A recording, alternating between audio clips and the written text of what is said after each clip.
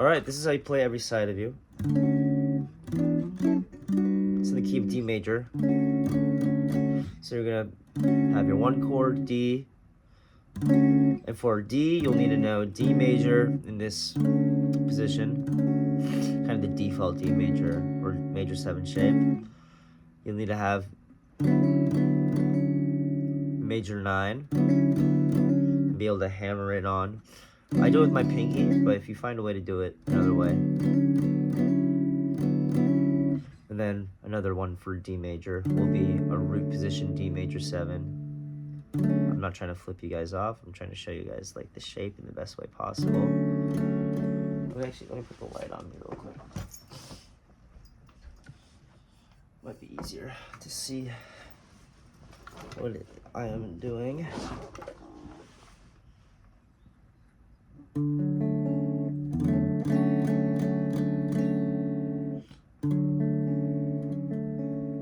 So, D major 7, D major 9, and then root position D major 7. It's basically just changing, shaping the melody there. So,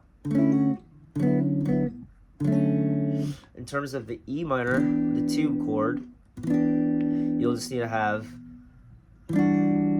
E minor 9, which you can switch to just a E minor 7. And then you also need to have a D7 sus chord. For the 3rd chord, use regular old bar chord, minor 7. The 4th chord, just a regular major 7 chord. And then for the 5 chord, you'll need to have regular A7 or A13. So, here's how the intro goes. It's slow. The intro is just a slow version of the thing that you're going to ramp up into in the build-up. So, hammer on that major 3rd.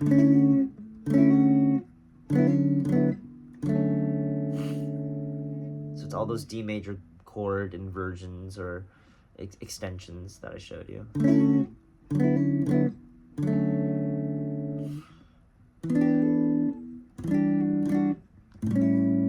Again with the E minor, starting with that's E7 sus, and you can hammer that on.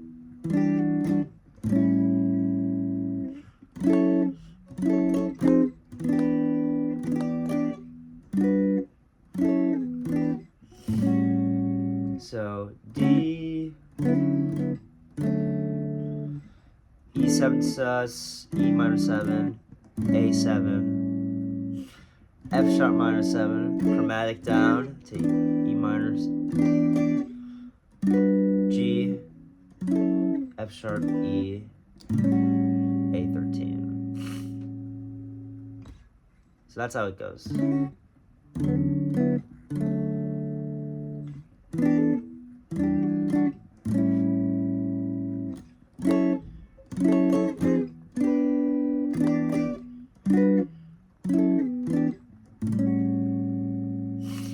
Cool. And then the build-up is just a faster version of that. And this is the hardest part this was the hardest part for me to get down, but also it's still a challenge if I'm not properly warm. Usually, using just my hands makes it easy.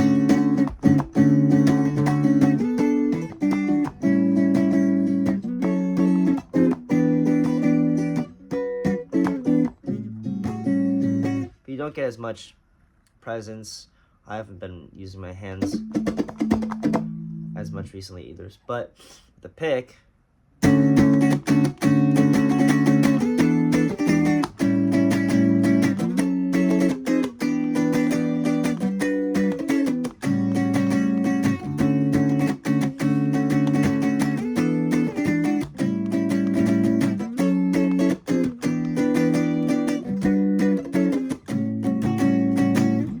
so that hardest part is when you're at that 4 chord, the G major. And advise doing all of this in 2 strokes. I mean, I'm sure you can do downstrokes for each, but I try to do it all in the simplest motion, and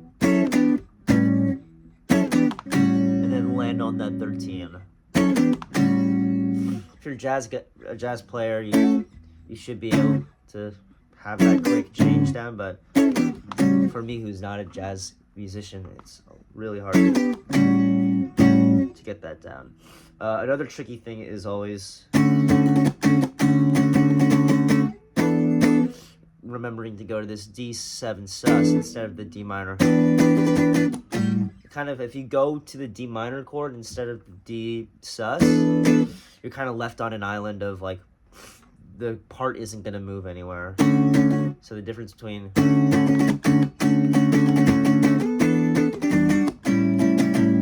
if you mess that up,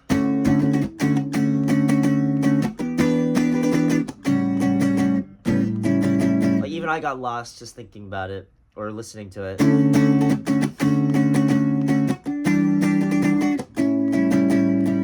It still works, but it's not as, doesn't sound as good to me as the.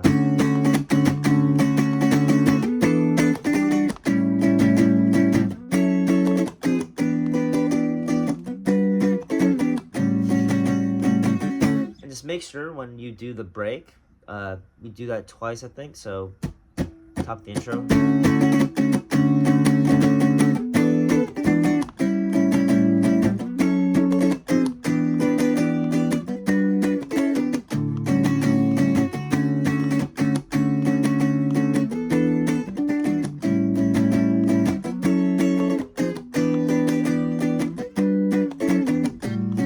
The break, you're back on that sus chord. And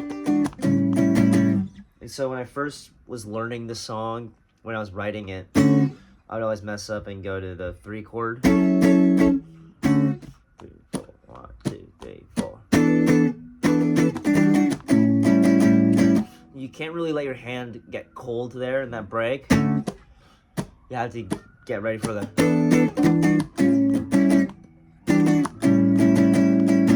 So that's the trickiest part of the whole song. Once you get past the build-up in this section, you're just cruising it here. This is a new chord that I haven't shown. It's D sharp majors, or D sharp diminished 7.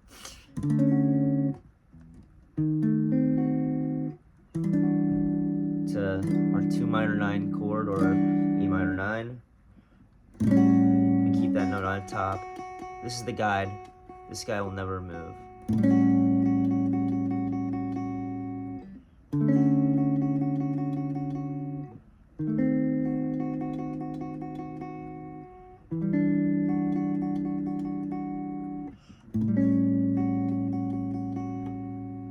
So that's throughout that whole entire B section of the song, I would say. So you get out of that from here.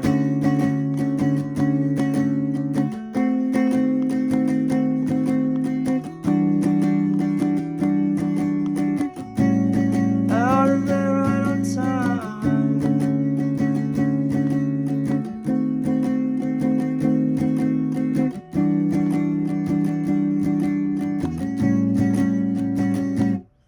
And then we do those hits.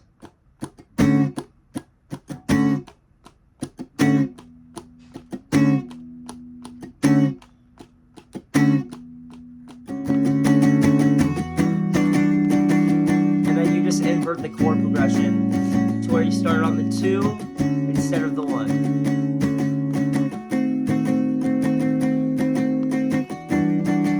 So we ended up being here.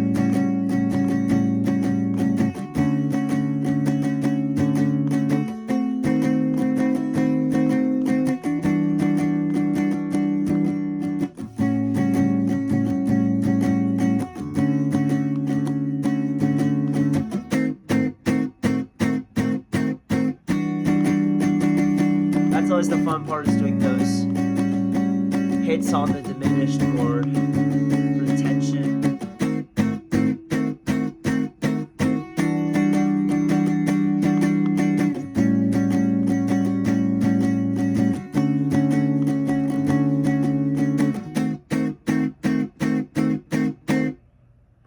So yeah, that is pretty much every side of you. Listen to the track with what I showed, and you should be all set to play it.